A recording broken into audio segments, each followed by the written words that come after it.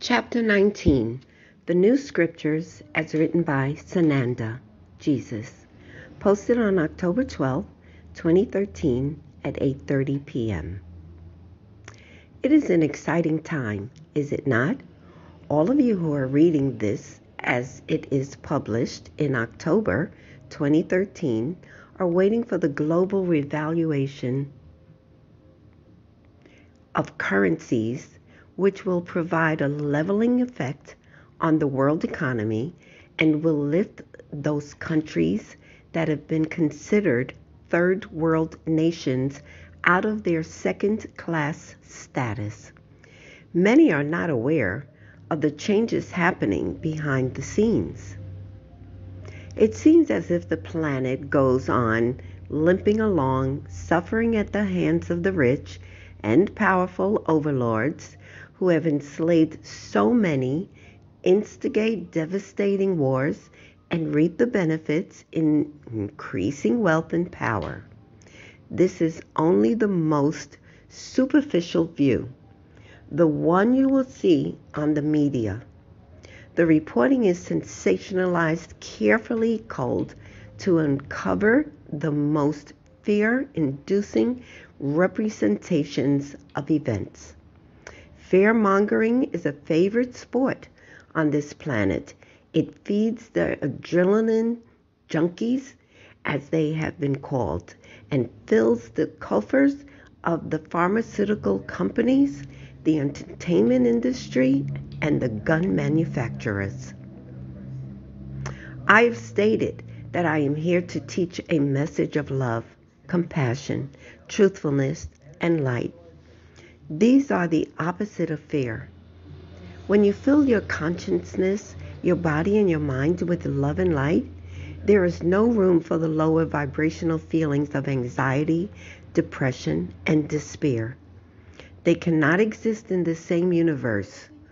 And you, dear ones, are a universe.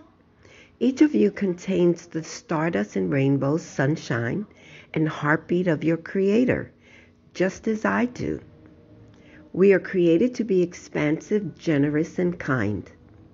Think of a baby's reaction to laughter. The baby will begin to laugh, wiggle, shriek with pleasure, responding with their whole body to the sheer joy. Children are not the only ones who are capable of great sharing and great joy. We each have a funny bone. We each rise in our vibration as the laughter rises within us. It is indeed good medicine, as the Native Americans used to say. Every child in every culture on the planet is capable of good and wonderful things. Each one of you begin with hope and in faith. No lifetime is wasted. No soul is without value. Your birthright is to grow in wisdom and spiritual power with each experience, and to rise at the end of lifetime, to return to Creator, to be welcomed home with love and compassion, regardless of the accomplishments or crimes, successes, or so-called failures. In God's eyes, there are no failures, only opportunities to advance on your path, for every lifetime is followed by an extensive review, an in-depth exploration of all the twists and turns of your path. No stumble is condemned, but only illuminated. No transgression is punished.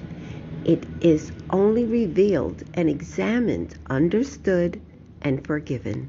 So, you see, this life is a laboratory experiment of your own making, to be later dissected for complete understanding.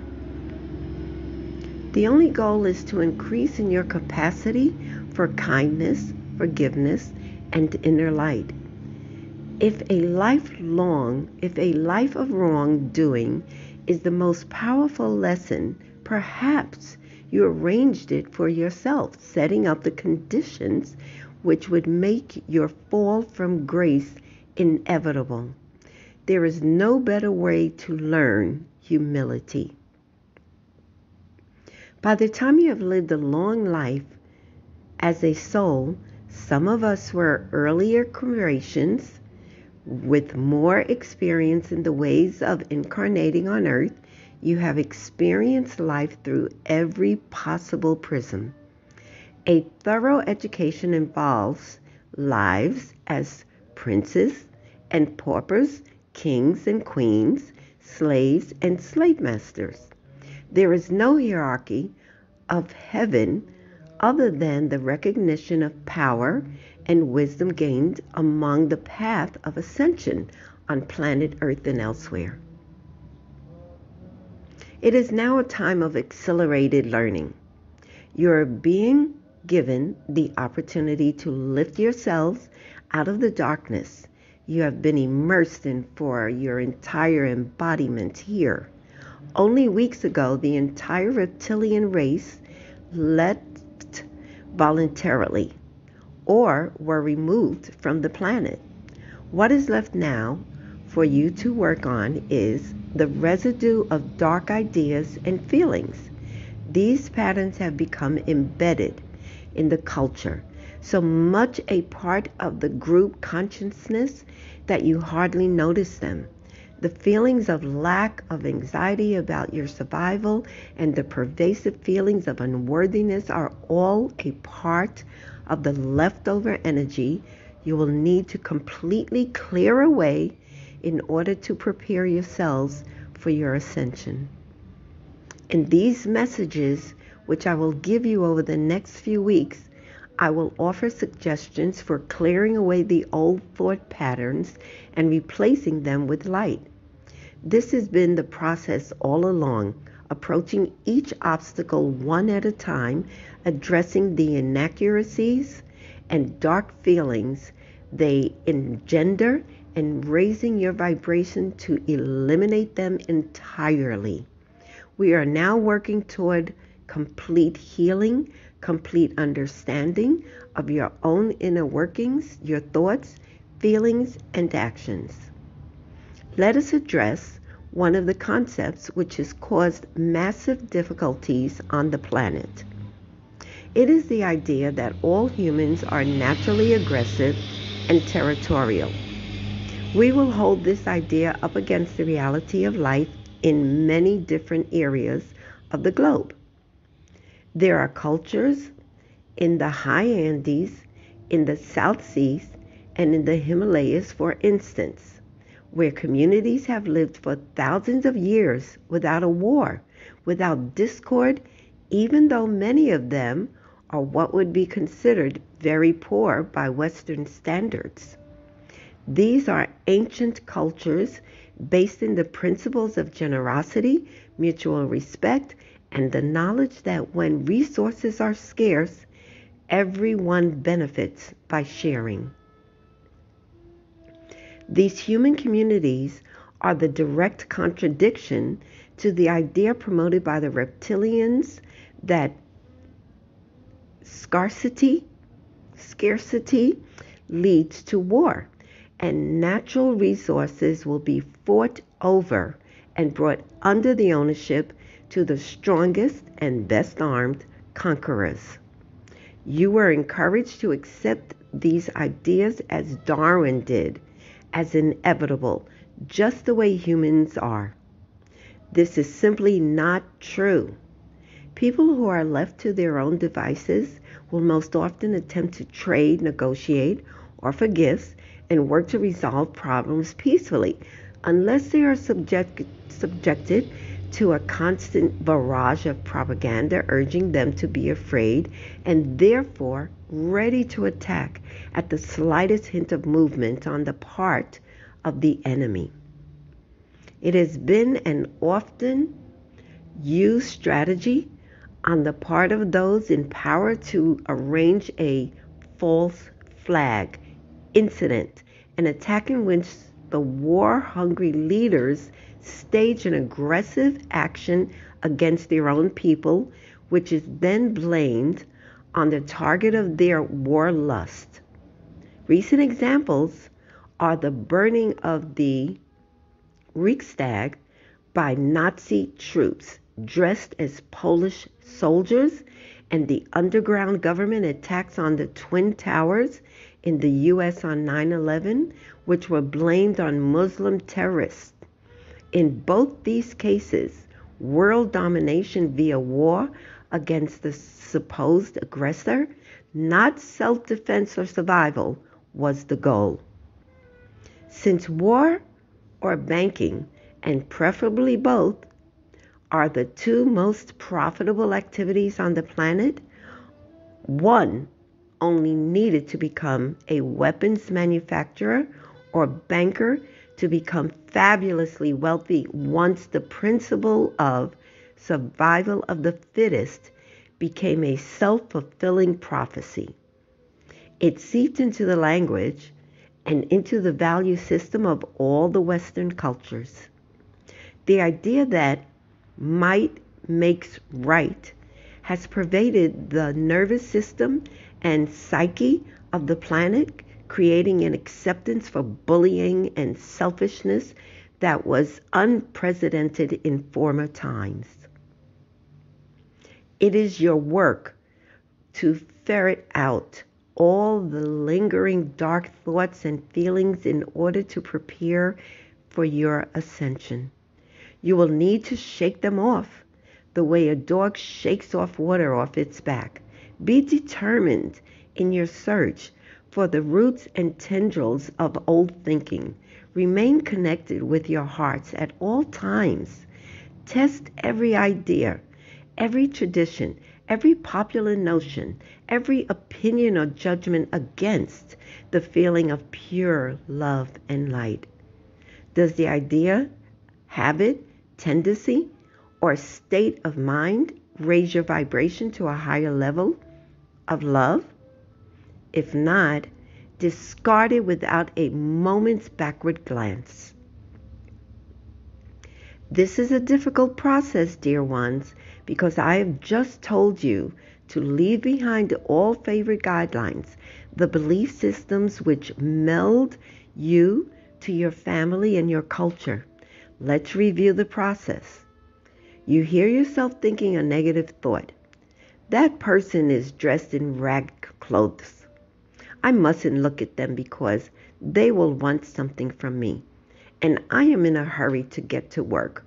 Or, my boss is in a bad mood today. I have to avoid him because he always yells at people when he is in a bad mood.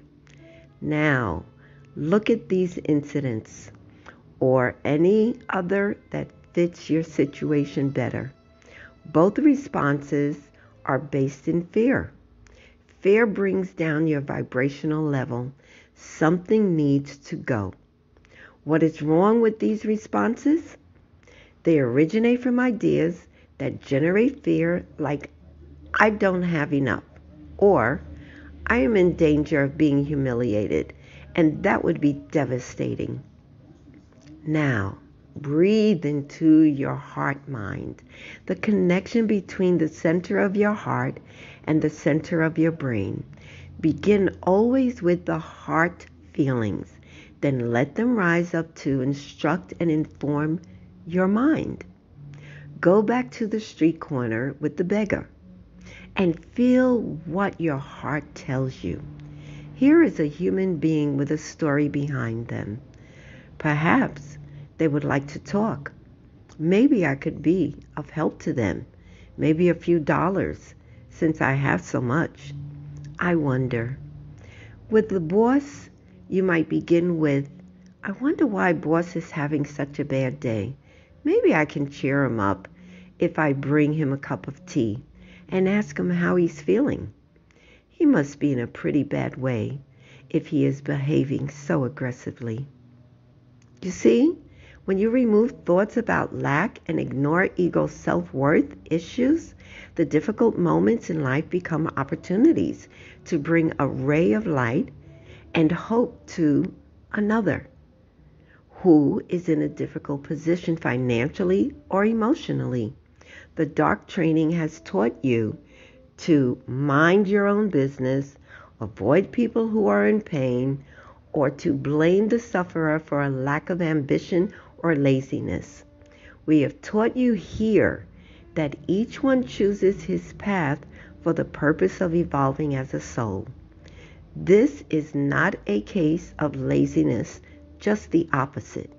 The bum on the street may have had a past life as a wealthy king and wishes to experience the lot of one who has nothing. A boss or other person who is in a position of power over others and abuses that power probably learned to behave that way at the hands of his or her parents and needs to relearn how to treat others with kindness. Give him an example to follow. You, dearest ones, are the torchbearers, the ones who will inspire change in the people around you by the way you respond moment by moment as you go through your day. You have a profound effect on everyone whose life touches yours, even in the most casual way. Your energy emanates outward from you, filling the space around you with the vibration of love or fear, whichever you choose. Do not forget that anxiety is fear, must be completely eliminated from your life. When you accept our love, you will be able to fill your heart with the feelings of kindness and generosity we feel toward you. It will become a part of you, a part of who you are, like breathing. In that state of love, there is no fear, for you know God's love and protection, and you are able to understand that all experiences, no matter how difficult they may feel in the moment, are for our greater good. Even my own experience of condemnation and crucifixion were a source of growth and expansion on my own soul path. Yes, I knew when to choose to come to earth to teach God's word, that I would face a traumatic end, but it was worth it. Many of you have chosen to be tested, especially during this last incarnation on the earth plane in three-dimensional reality. Some are in the process of cramming because the time is dwindling until the end of this semester of your most challenging life lessons. You will not have this chance again, dear ones. Do not be in a hurry to leave this last opportunity to grow. Savor every moment, ponder every dilemma, reach for your highest self, and as you absorb these profound lessons in endurance, perseverance, and faith. This time, beloved brothers and sisters, can be your finest hour.